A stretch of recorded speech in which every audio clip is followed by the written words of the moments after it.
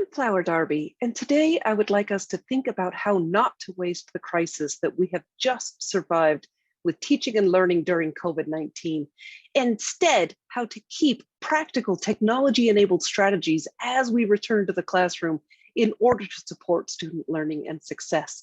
We have just undoubtedly survived the biggest teaching and learning storm that we've ever experienced in higher education.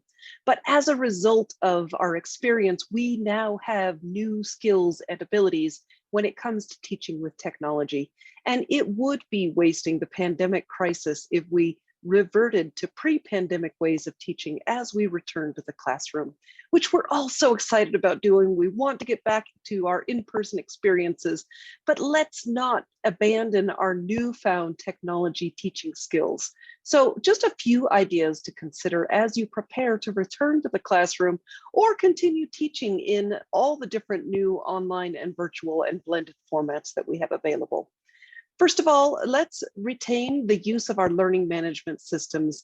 We know that before the pandemic, many faculty were not taking advantage of the full functionality of the LMS that we use, whether that be Canvas or Moodle or Blackboard Learn or D2L or something similar. Many of us didn't take full advantage of the functionality of this platform, but we can really put this to use even as we return to the classroom to help students be more prepared to engage in class. For example, if we assign pre-class reading quizzes that hold students accountable for completing the reading before they come to class. We can also structure online discussion forums, even for our in-person classes, to get students thinking and talking with each other about class concepts and information.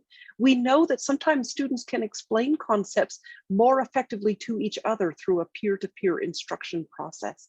The online discussion forum, when we structure that with carefully nuanced and crafted questions, can be a great way to support student learning from and with each other. We certainly want to continue using the gradebook so that students have an idea at all times how they are doing in the class and whether they need to adjust their strategies. And also, let's not forget the simple but effective announcement function of the learning management system. What a great way to communicate with students, to nudge them, to remind them of upcoming deadlines, to share an encouraging word from time to time. These tools and functions really can support our in-person teaching as well. Now, another strategy that we want to hold on to as we return to the classroom is to check in with students more frequently. If we were teaching in Zoom during the pandemic, many of us adopted the use of Zoom polls or surveys or similar kinds of informal, even anonymous ways of checking in with students to see how they're doing with understanding class material, to check in with them socially or informally as well. And students are asking us to continue that. So as we return to the classroom or continue in our newly hybrid and virtual formats, keep using those polls, those surveys, those classroom response clickers in low stakes, formative kinds of ways, even very informal and social ways, to check in with your students, see how they're doing, see what they might need for additional support.